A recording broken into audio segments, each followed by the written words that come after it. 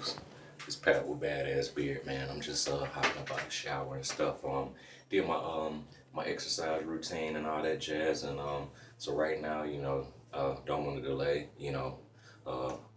beard and regimen, for me, it's been very exciting because I've been switching up things a bit lately. I made my own little kind of oil and all that kind of stuff, and I'm kind of excited about trying out different things. I actually just put the was I talking to my homie at Spanish Beards? I was talking to Daniel. I was watching one of his videos and he was saying I was trying one of the things that he applied, which was the 40-minute application in set-in process for the Jamaican castor oil. So I let that set in, and actually I went and I fell asleep on the couch. I did my exercise and ran and did all that jazz, and I applied that in and everything like that. And then after I did so, I passed out. So then, I'm just hopping out of the shower right now.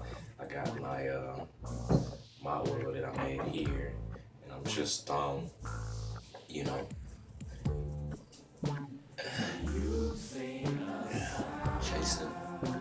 chasing the water with some oil, hold it in there.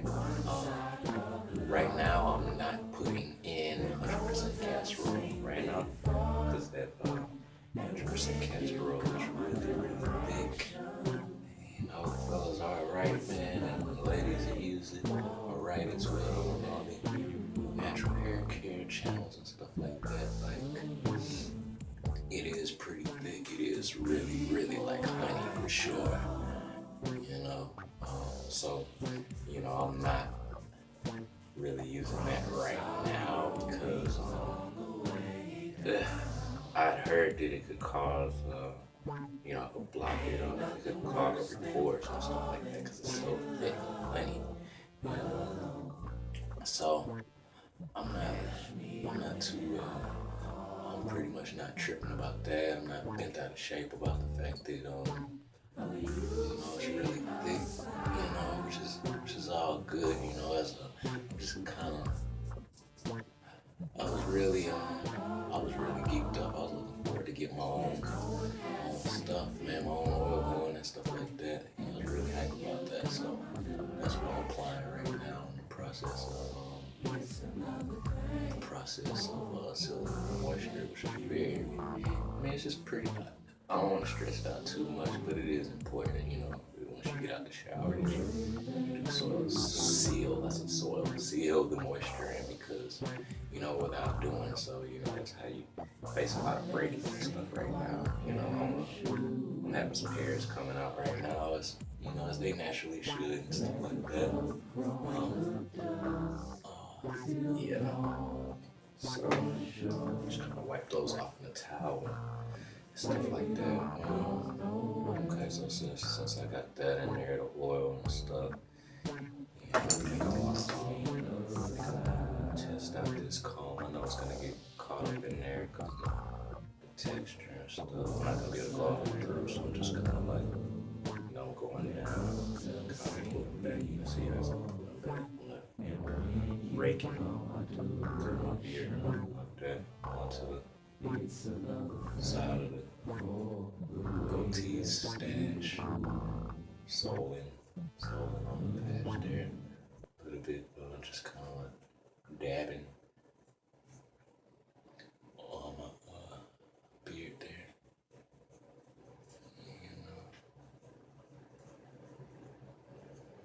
Kind of go in towards the middle, a little bit towards the end, really, really lightly. I don't want to dab too hard, you know what I'm saying, because of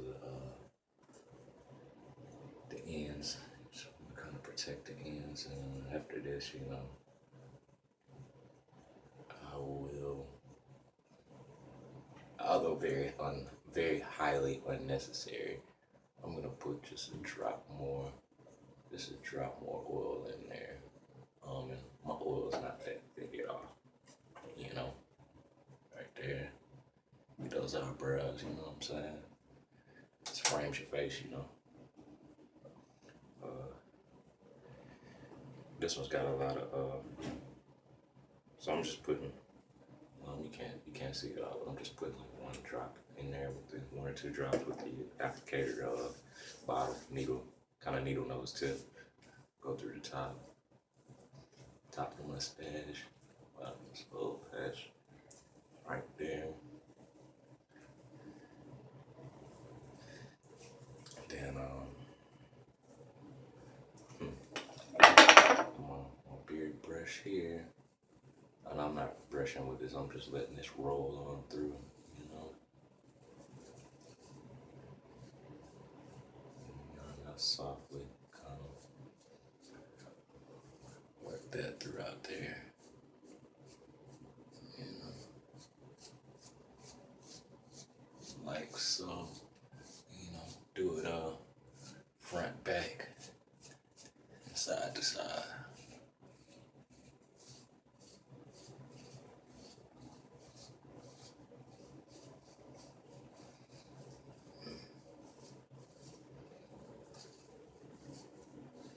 And like I said, I'm not going like that, you know. I'm not going like that. As you notice, I'm loosening my grip on the brush, you know. It's actually rolling, and I think that's pretty cool. I never done that before, actually. It's my first time doing that, and it's only reason I'm doing that just to kind of keep the pressure released.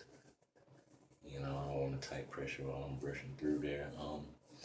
You know, just a lot of my homies running their beard channels and stuff kind of got me thinking, you know, this is hair, you know. It's not like we're not raking grass, you know what I'm saying?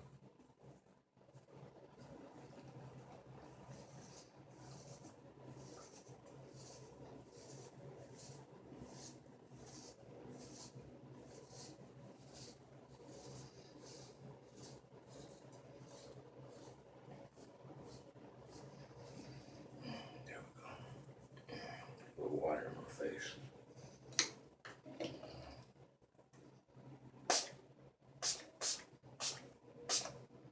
A little spray water bottle. Know what I mean?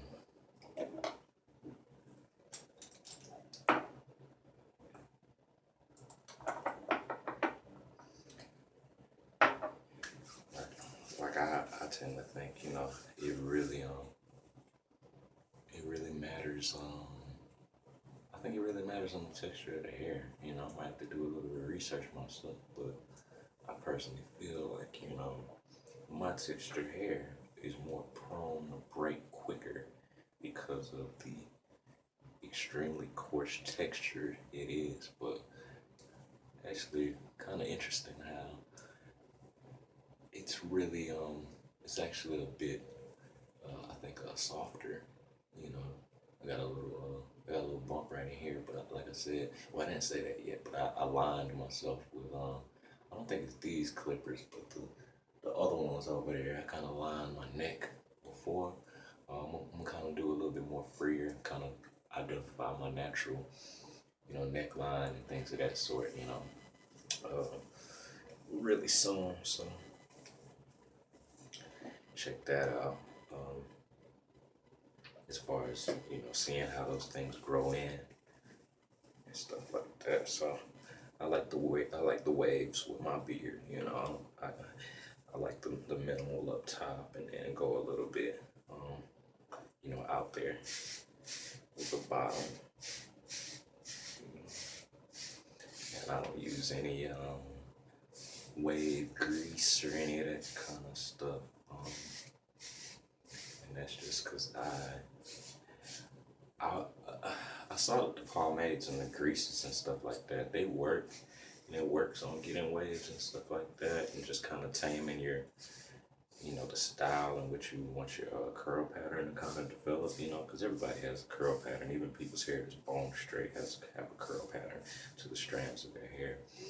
But I was just really curious to know whether if I stopped making the greases and the pomades, or stopped using them, I was curious to know whether my hair would still continue to adopt its curl pattern, you know, or was it the greases and stuff like that, were they you know, forcing it that way. And surprisingly enough, I put down the greases and the pomades and stuff like that, and I was surprised to find out that continuing to use just coconut oil actually did the same job. But in the process of it doing the same job, I noticed that it it kept my hair softer longer, and softer longer. That doesn't really make any sense, but really what I mean is that with the pomades and the greases, my hair was a bit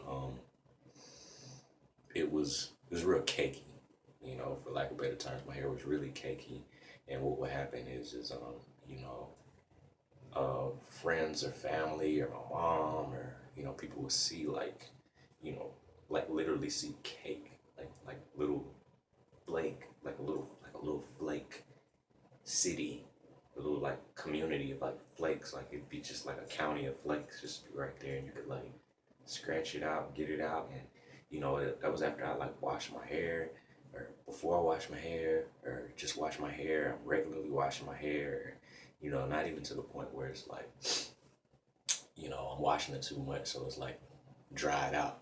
That's like typically what will kind of happen with people a lot of times, is they get real wrapped up in what it is that they're doing with their hair, and they actually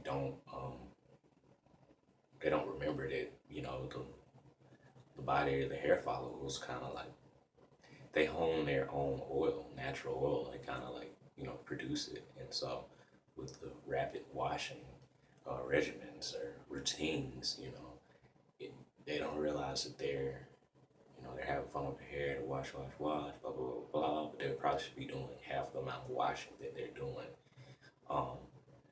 and more rinsing, where the hair follicle is able to kind of absorb more water,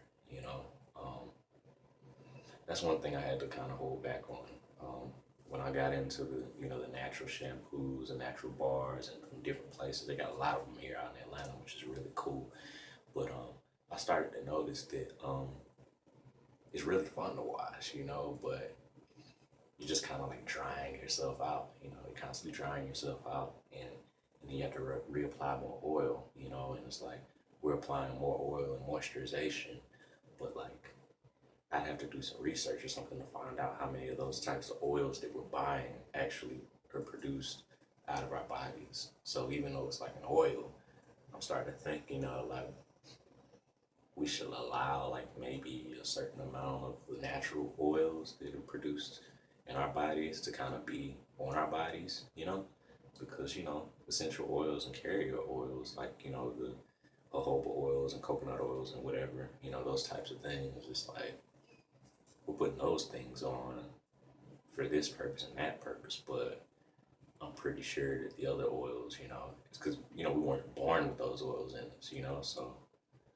just thinking that the things that we came here on earth with are probably a bit more primary, more